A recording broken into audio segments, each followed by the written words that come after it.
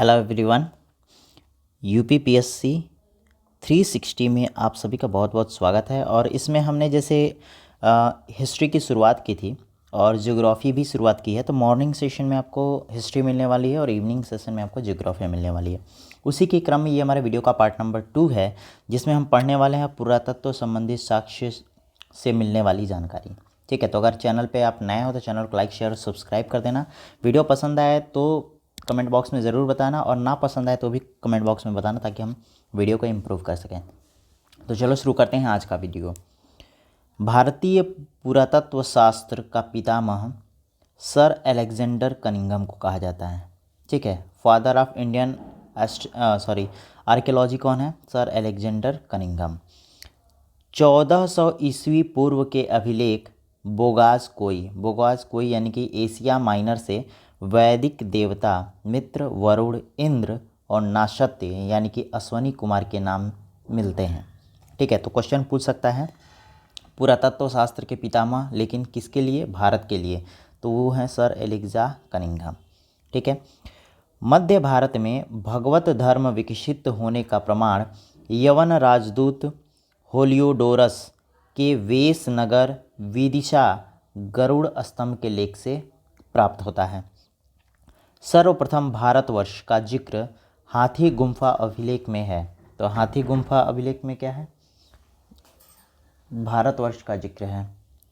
सर्वप्रथम दुर्भिक्ष का जानकारी देने वाला अभिलेख सोहगौरा अभिलेख है। ठीक है, तो सोहगौरा अभिलेख से क्या मिलता है? तो सर्वप्रथम दुर्भिक्ष की जानकारी, ठीक है, दुर्भिक्ष की जानकारी कहाँ से मिलता है? सोहगौरा अभिलेख से। हाथी गुम्फा अभिलेख से क्या मिलता है? भारतवर्ष का जिक्र।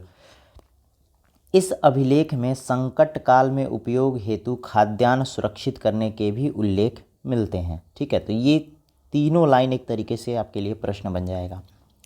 सर्वप्रथम भारत पर होने वाले हुड़ आक्रमण की जानकारी भीतरी स्तंभ लेख से प्राप्त होता है। ठीक है, तो भीतरी स्तंभ लेख पर या फिर भारत पर होने वाले हुड़ आक्रमण की जानकारी कहाँ से मिलती है? भीतरी स्तंभ लेख से। सती प्रथा का पहला लिखित साक्ष्य एरड़ अभिलेख शासक भानुगुप्त से प्राप्त होता है। ठीक है, तो सती प्रथा का लिखित साक्ष्य किस अभिलेख से मिलता है? तो एरड़ अभिलेख से। सातवाहन राजाओं का पूरा इतिहास उनके अभिलेखों के आधार पर किया गया है। ठीक है, रेशम बुनकर की श्रेणियों की जानकारी मंदसौर अभिलेख से प्राप्त होता है। तो मंदसौर अभिलेख से रेशम बुनकर की जानकारी। काश्मीरी नवपाषाणिक पूरा स्थल यानी कि बुर्ज होम से गर्तावास का मतलब होता है गड्ढे में घर, के साक्ष्य मिले हैं। इनमें उतरने के लिए सीढ़ियाँ होती थीं और यहाँ मनुष्यों के साथ साथ पालतू कुत्ते को भी दफनाने की प्रथा प्रचलित थी। ठीक है, तो बुर्ज होम से क्या मिला है? गड्ढाघर। और इस गड्ढाघर की विशेषता क्या है कि उतरने के लिए सीढ़ियाँ होती थी और यहाँ पालतू कुत्ते को मनुष्य के साथ दफनाया जाता था। प्राचीनतम सिक्कों को हम आहत सिक्के कहते हैं। ठीक है, ये प्रश्न काफ़ी इंपॉर्टेंट है। एसएससी भी इवन आप एग्ज़ाम देते हो तो उसमें भी बहुत बारी क्वेश्चन पूछा गया है। इसी को साहित्य में कसारपड़ कहते हैं। ठीक है, आहत सिक्कों को क्या कहते हैं? साहित्य में कसारपड़ कहते हैं। सर्वप्रथम सिक्कों पर लेख लिखने का कार्य यवन शासकों ने किया था। तो ये डायरेक्ट प्रश्न पूछता है, सिक्कों पर लेख लिखने का कार्य किस शासकों ने किया था? तो यवन शासकों ने किया था। समुद्रगुप्त की वीणा बजाती हुई मुद्रा वाले सिक्कों से उसके संगीत प्रेमी होने का प्रमाण मिला है। तो पूछता है प्रश्न, किस शासक ने अपने सिक्कों पर वीणा बजाती हुई मुद्रा को छपवाया है या प्रकाशित किया है? तो आपको पता होना चाहिए, ये समुद्रगुप्त ने किया। अरिकमेंडू यानी कि पौंडुचेरी के निकट ये एक स्थान है, इसमें रोमन सिक्के प्राप्त हुए हैं। ठीक है, अरिकमेंडू से कौन से सिक्के? रोमन सिक्के। सबसे पहले भारत के संबंध बर्मा से, ठीक है, मलाया से, कंबोडिया से, जावा से स्थापित हुए थे। ठीक है, अब इसका पहले नाम क्या था? ये पहले नाम वर्मा था, इस समय म्यांमार है। मलाया यानी कि स्वर्ण द्वीप, ठीक है, कंबोडिया यानी कि कंबोज, और जावा यानी कि यवद्वीप। महत्वपूर्ण अभिलेख और उसके शासकों को भी देख लेते हैं। ये काफ़ी इंपॉर्टेंट प्रश्न है। ठीक है, ये आपको यूपीएससी में या यूपीपीएससी में आ जाता है कि निम्नलिखित में से मैच करिए। ठीक है। तो जैसे 1 2 3 4 करके होता है और फिर ऑप्शन में एक का ए, 2 का बी, ऐसे करके आएगा। तो ये आपको काफ़ी इम्पोर्टेंट वहाँ पर होगा।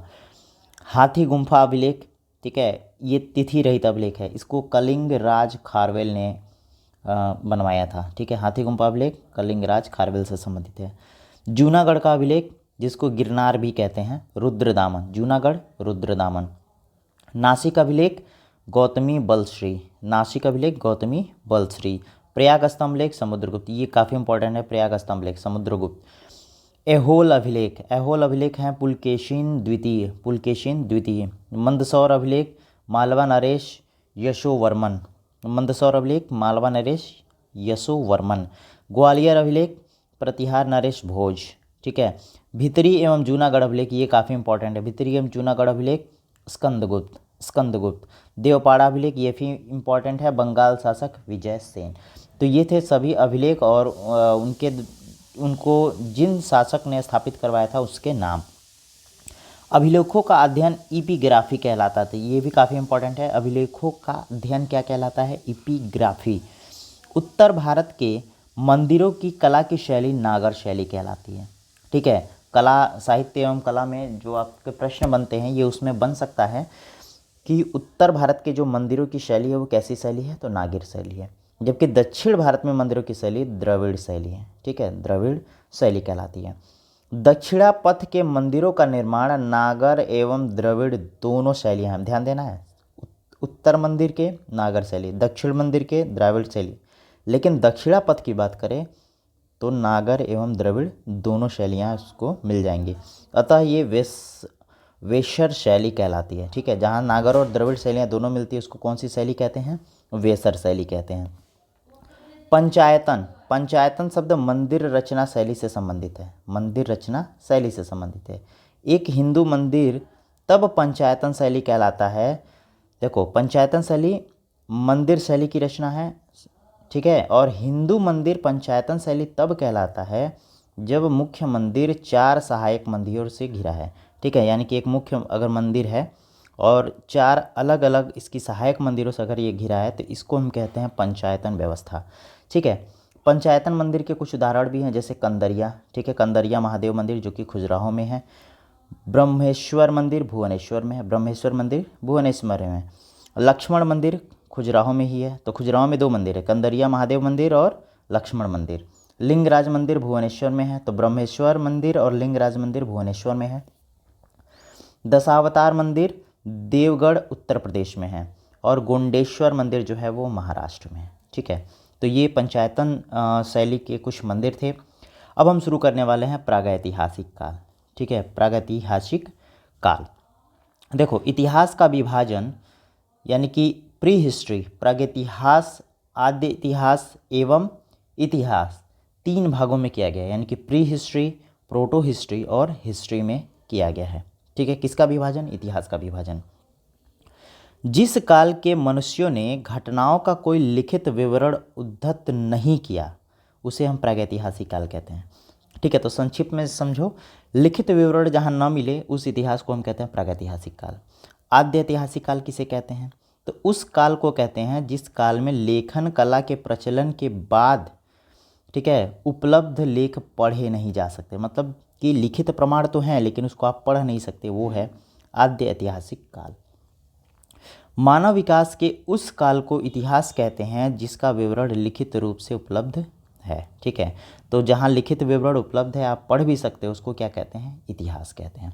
तो 3 भाग में इतिहास को बांटा गया था, प्री हिस्ट्री, प्रोटो हिस्ट्री और हिस्ट्री, यानी कि प्रागैतिहासिक काल, आद्य ऐतिहासिक काल और इतिहास। ज्ञानी मानव यानी कि होमो सैपियंस का प्रवेश, इसको प्राज्ञ मानव भी कहते हैं। ठीक है, ज्ञानी मानव को प्राज्ञ मानव भी कहते हैं।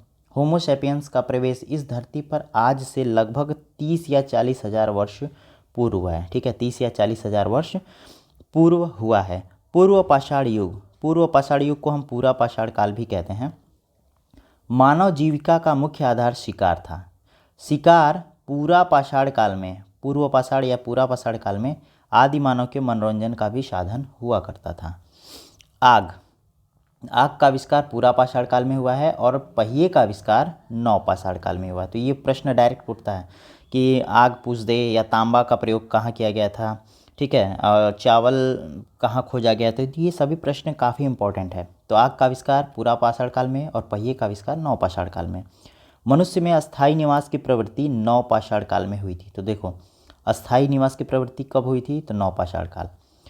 सबसे पहले कुत्ते को उसने पालतू बनाया। मनुष्य ने सर्वप्रथम तांबा धातु का प्रयोग किया तथा उसके द्वारा बनाया जाने वाला प्रथम औजार कुल्हाड़ी था। और ये कहाँ मिला था, तो अतिरपक्कम, ठीक है, अतिरपक्कम। तो तांबा का प्रयोग सबसे पहले धातु किया, सबसे पहले उससे औजार बनाया कुल्हाड़ी, और ये मिला था अतिरपक्कम में। कृषि जो है नवपाषाण काल से संबंधित है। पहिया नवपाषाण काल से संबंधित है। अस्थायी निवास नवपाषाण काल से संबंधित है, लेकिन आग पुरापाषाण काल से संबंधित है। प्रागैतिहासिक अन्न उत्पादक स्थल मेहरगढ़ कहाँ है, पश्चिमी बलूचिस्तान में है। कृषि के लिए अपनाई गई सबसे प्राचीनतम फसल है गेहूँ। ध्यान देना है, ये कृषि के लिए अपनाई गई प्राचीनतम फसल है गेहूँ, ये पहली फसल है। दूसरी थी जौ, ठीक है, लेकिन मानव द्वारा प्रयुक्त अनाज जो है वो है चावल। देखिए कृषि के लिए अपनाई गई फसल जो है वो गेहूँ है, लेकिन अनाज जो है वो चावल है। कृषि का उदाहरण जो है वो मेहरगढ़ से प्राप्त हुआ, ठीक है। कृषि के साक्ष्य कहाँ से मिले हैं, मेहरगढ़ से। कोल्डिहवा का संबंध चावल के प्राचीनतम साक्ष्य से है, यानी कि चावल कहाँ से मिला था, तो कोल्डिहवा से मिला था। भारत में पूर्व प्रस्तर युग के अधिकांश औजार स्फटिक का मतलब होता है पत्थर के बने हैं, ठीक है। तो पूर्व प्रस्तर युग के औजार किससे बने हैं, स्फटिक यानी कि पत्थर के बने हैं। और रॉबर्ट्स ब्रूट फूट ये नाम याद रखना है, पहले व्यक्ति थे जिन्होंने 1863 में भारत के पूरा पाषाणकालीन औजारों की खोज की। कौन, रॉबर्ट्स ब्रूस फूट। पल्लवरम नामक स्थान पर भारतीय पूरा पाषाण कलाकृति की खोज हुई थी। किस स्थान पर, पल्लवरम नामक स्थान पर।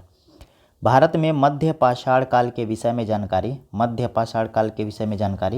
1867 ईस्वी में हुई थी, और इसे सीएल कार्लाइक ने विंध्य क्षेत्र के लघु पाषाण उपकरण यानी कि माइक्रोलिथ्स, जो बहुत छोटे औजार होते थे उसको माइक्रोलिथ्स कहते हैं, ये खोज निकाले थे।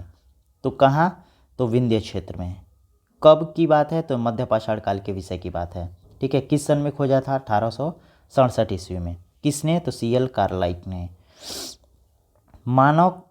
भारत में मानव के अस्थिपंजर मध्य पाषाण काल में ही सर्वप्रथम प्राप्त होने लगे थे, ठीक है। तो ये सभी काल हैं जिसमें क्या क्या चीज़ें मिली थी, आप सबकी जानकारी रख सकते हैं। एक बार मैं रिवीजन कर देता हूँ। आग का आविष्कार पुरापाषाण, पहिए का आविष्कार नवपाषाण, ठीक है। कृषि का आविष्कार भी नवपाषाण काल में हुआ था, और कृषि के लिए प्रयुक्त सर्वप्रथम फसल जो थी वो गेहूँ थी, दूसरी जौ थी, लेकिन प्रयुक्त अनाज जो था वो था चावल, और चावल खोजा गया था कोल्डिहवा से, ठीक है। मेहरगढ़ से कृषि के साक्ष्य मिले थे। सबसे पहले धातु जो प्रयोग हुआ था वो था तांबा, और पहला बना औजार है कुल्हाड़ी।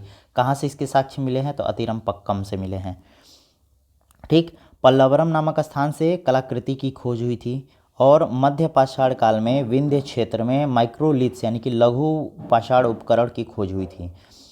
अस्थिपंजर मध्य पाषाण काल से ही मिलने प्रारंभ हो गए थे, ठीक है। भारत में नवपाषाणकालीन सभ्यता का प्रारंभ ईसा पूर्व 4000 के लगभग हुआ था। ध्यान देना है, ईसवी पूर्व है ये, मतलब ईसा मसीह के जन्म के 4000 वर्ष पहले ही शुरू हो चुका था। भारत का सबसे प्राचीनतम नगर है मोहनजोदड़ो, सिंधी भाषा में जिसका अर्थ है मृतकों का टीला। तो मृतकों का टीला मोहनजोदड़ो है। असम में श्वेतभ्रू गिबन, ध्यान देना ये नाम, श्वेतभ्रू गिबन भारत में पाए जाने वाला एकमात्र मानवाभ कपि है, ठीक है। तो भारत में एकमात्र मानवाभ कपि होने के कारण ये नाम काफ़ी इंपॉर्टेंट हो जाता है, श्वेतभ्रू गिबन। इनाम गांव ताम्रपाषाण युग की एक बड़ी बस्ती है, ठीक है। कौन सी बस्ती, इनाम गांव। इसका संबंध जौरवे संस्कृति से है। कौन सी संस्कृति, जौरवे संस्कृति, सॉरी। भारत में शिवालिक की पहाड़ियों से जीवाश्म के प्रमाण मिले हैं। देखो शिवालिक की जो पहाड़ियाँ हैं ना, वो आपके कई लेयर्स में मिलते हैं, ठीक है, इसलिए यहाँ से जीवाश्म के प्रमाण ज़्यादा मिले हैं। प्रागैतिहासिक काल में भीमबेटका गुफा से शैल चित्र के लिए प्रसिद्ध है। तो शैल चित्रों की जानकारी कहाँ से मिलती है, भीमबेटका, ठीक है। और आप कमेंट बॉक्स में लिख के बताओ भीमबेटका कहाँ स्थित है।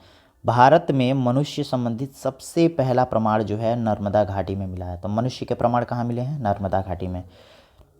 भारतीय नागरिक सेवा के अधिकारी रीजले ने प्रथम व्यक्ति थे जिन्होंने प्रथम बार वैज्ञानिक आधार पर भारत की जनसंख्या का प्रजातीय विभेदीकरण किया है। ठीक है, कौन थे? रीजले ने वैज्ञानिक आधार पर भारत की जनसंख्या का प्रजातीय विभेदीकरण किया है।